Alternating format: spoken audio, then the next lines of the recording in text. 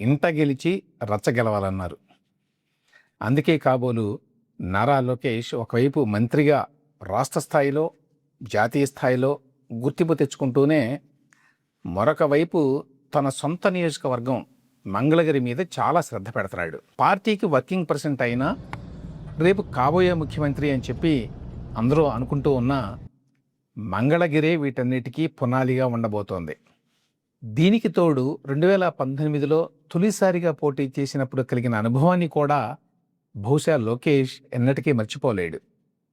CM కొడుగ్గా మంత్రిగా పోటీ చేసి కూడా ఆయన 2019లో 5,000 ఓట్ల తేడాతోటి ఓడిపోయాడు. నిజానికి ఆయన నియోజకవర్గం టీడీపీకి అంత అనువైంది కాదు. కులాల పరంగా చూసినా, చారిత్రకంగా చూసినా 1952 నుంచి జరిగిన ఎన్నికల్లో చూస్తే 2 సార్లు మాత్రమే అక్కడ తెలుగుదేశం పార్టీ గెలిచింది. ఈ నేపథ్యంలో మంగళగిరిని వదిలేసి మరొక అనువైన నియోజకవర్గాన్ని ఎంచుకోవచ్చు. కానీ లోకేష్ పట్టుదలగా మళ్ళీ మంగళగిరి నుంచే పోటీ చేయాలని చెప్పి సంకల్పించాడు. ఇందుకోసం ప్రతిపక్షంలో ఉన్నా కూడా 2019-24 మధ్యకాలంలో నియోజకవర్గంలో పెద్ద ఎత్తున వర్క్ చేయడం ప్రారంభించాడు. ఇందుకోసం ఒక టీంను కూడా ఏర్పాటు చేసుకున్నాడు ప్రత్యేకంగా.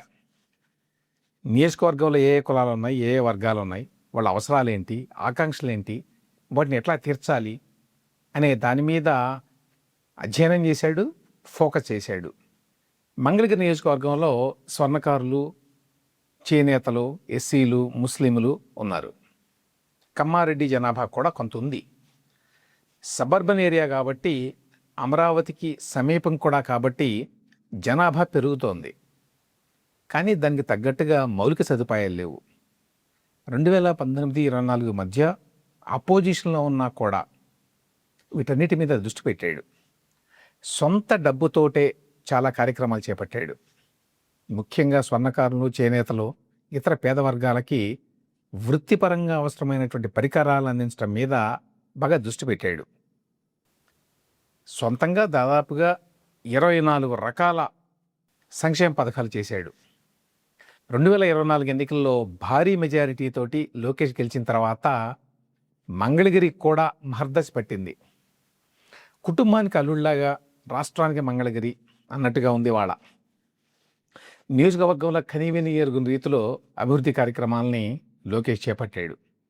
ఒక టీం నిరంతరం ఇదే పని మీద ఉంది. నియోజకవర్గంలో ఏ వర్గాన్ని వదలకుండా ప్రతి వాళ్ళ అవసరాలను తీర్చే కార్యక్రమం మొదలైంది. రోడ్ల నిర్మాణమే తీసుకోండి. Duggirala Mangalagiri Tenali road, Revendrapadu Srungarapuram road, Chiluvuru Kanthavaraj Konduru road, Duggirala Emani road, ఈ రోడ్లన్నీ పూర్తయినాయి. నియోజకవర్గంలో ఎక్కడ చూసినా కూడా సిమెంట్ రోడ్ల నిర్మాణం జరుగుతోంది. మంగళగిరి, తెనాలి, నారాకోడూరు 4 లేన్ రోడ్డు పనులు మొదలుపెట్టారు. దుగ్గిరాల మండలంలో పెద్ద ఎత్తున డొంక రోడ్డు పనులు చేస్తున్నారు. అన్నిటికంటే చెప్పుకోదగ్గ పెద్ద మౌలిక సదుపాయాల ప్రాజెక్టు మంగళగిరిలో ఏంటంటే అండర్ గ్రౌండ్ డ్రైనేజ్ నిర్మాణం. రాష్ట్రంలో పెద్ద పెద్ద నగరాల్లో కూడా 100% ఈ అండర్ గ్రౌండ్ డ్రైనేజీ లేవు.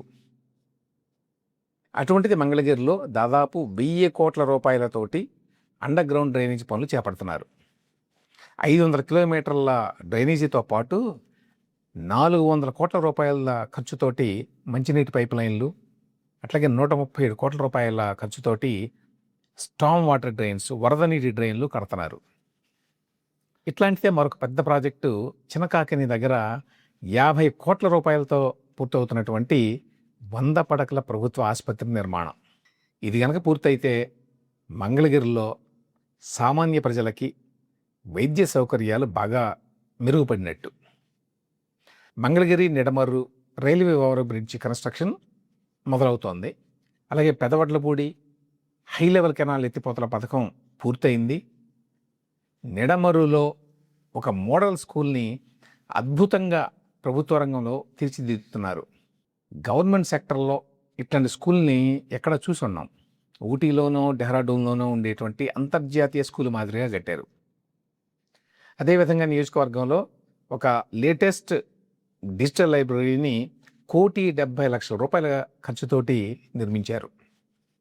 ఇక నియోజకవర్గంలో కొదవ లేకుండా పార్కులు కట్టారు. మంగళగిరి లక్ష్మీ నరసింహస్వామి కాలనీలో ఒక పార్కు, కొండపనేని టౌన్షిప్లో కొత్తగా ఒక పార్కు నిర్మించారు. కొండపనేని టౌన్షిప్లో పార్కుని 1,23,00,000 రూపాయలతోటి అభివృద్ధి చేశారు. మంగళగిరి టిడ్కోలో మెగా పార్క్ నిర్మాణం పనులు ప్రస్తుతం జరుగుతున్నాయి. కాజాలో లేక్ పార్క్ కూడా ఈ ఫైనల్ స్టేజ్లో ఉంది. ఇక నియోజకవర్గంలో స్వర్ణకారులు, చేనేత కుటుంబాలని ఆర్థికంగా పైకి తీసుకురావడానికి లోకేష్ చాలా ఫోకస్ చేశాడు. ఈ మధ్యన ఏర్పాటు చేసినటువంటి స్వర్ణకార కార్పొరేషన్ స్వర్ణకారులకి కొంత అండగా నిలబడుతోంది. అట్లాగే మంగళగిరిని గోల్డ్ హబ్గా చేయడానికి ప్రయత్నాలు జరుగుతున్నాయి. అట్లాగే చేనేతల కోసం మంగళగిరిలో ఆటో నగర్లో వీవర్శాల అనే పేరుతోటి ఒక ఫెసిలిటీని ఏర్పాటు చేయించాడు. టాటా గ్రూప్కి చెందినటువంటి తనేరా ఈ వీవర్శాలకి స్పాన్సర్.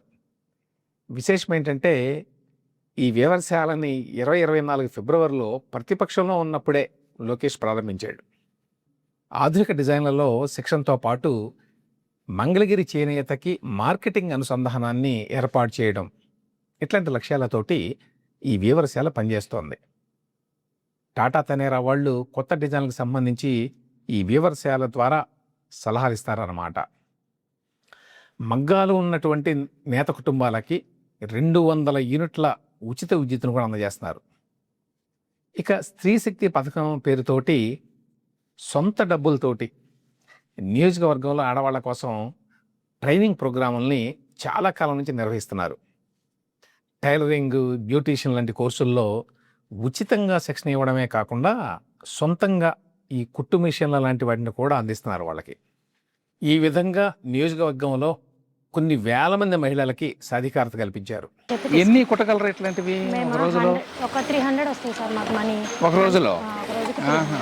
ఇంకా ఇతర పనులు కూడా చాలా చేపట్టారు. తాడేపల్లి మహానాడులో రీటైలింగ్ వాల్ నిర్మాణం 300 కోట్ల రూపాయలతోటి టేకప్ చేశారు. అట్లాగే నియోజకవర్గంలో పెద్ద ఎత్తున ఈ వాటర్ ప్లాంట్ని ఏర్పాటు చేశారు. అధికారంలోకి వచ్చిన తర్వాత మంగళగిరిలో వేల కుటుంబాలకి ఇళ్ల పట్టాలను పంపిణీ చేశారు. నియోజకవర్గంలో 3 అన్న క్యాంటీన్లు ఉన్నాయి మంగళగిరిలో ఇప్పుడు. ఒకటి మంగళగిరి, 2 నులకపేట, 3 ఉండవల్లి. అదేవిధంగా స్వచ్ఛ మంగళగిరి పేరుతోటి ఈ పారిశుధ్య పనుల నిర్వహణ కూడా భారీ ఎత్తున జరుగుతోంది. ఇక దేవస్థానాల అభివృద్ధి కూడా మంగళగిరిలో పెద్ద ఎత్తున చేపట్టారు. మంగళగిరిలో లక్ష్మీనరసింహస్వామి దేవస్థానం చాలా పాపులర్. దాని అభివృద్ధి చేపట్టారు. దాని అభివృద్ధి కోసం ప్రణాళికలు రచించారు. ఈ నిర్మాణాన్ని ఇంకా ఒక 200-300 సంవత్సరాల తర్వాత తరాలకు అందించాలి అని ఉద్దేశంతో లోకేష్ గారు ఏం చేశారంటే ఉన్న నిర్మాణాన్ని ఉన్నట్లుగా మొత్తం బయటికి తీసి మళ్ళీ తిరిగి అలాగే నిర్మించమని చెప్పి మా ఇంజనీర్లకు ఆదేశించడం జరిగింది. ఇంజనీర్లు కూడా దాని ప్రకారమే ఆ డిజైన్స్ అన్ని డ్రా చేయడం జరిగింది. ఇది వచ్చే నెల రోజుల్లో దీన్ని శంకుస్థాపన చేయడానికి ఒక 6 కోట్ల రూపాయలు శాంక్షన్ చేస్తున్నారండి. కంఠరాజు కోడూరు శ్రీ మహంకాళి అమ్మవారి ఆలయం అట, దానిని 11 కోట్ల రూపాయలతోటి అభివృద్ధి చేస్తున్నారు. అదేవిధంగా ఒక 100 వరకు ఆ నియోజకవర్గంలో శ్మశాన వాటికల్ని సొంత నిధులతోటి నారా లోకేష్ అభివృద్ధి చేస్తున్నాడు. వడ్డేశ్వరం, ఆత్మకూరు, నవులూరు ఇట్లాంటి చాలా గ్రామాల్లో వీటి నిర్మాణం జరుగుతోంది. అట్లాగే సీతానగరంలో సొంత నిధులతోటి ఈ కర్మకాండల సత్రం కూడా ఒకటి నిర్మించాడు.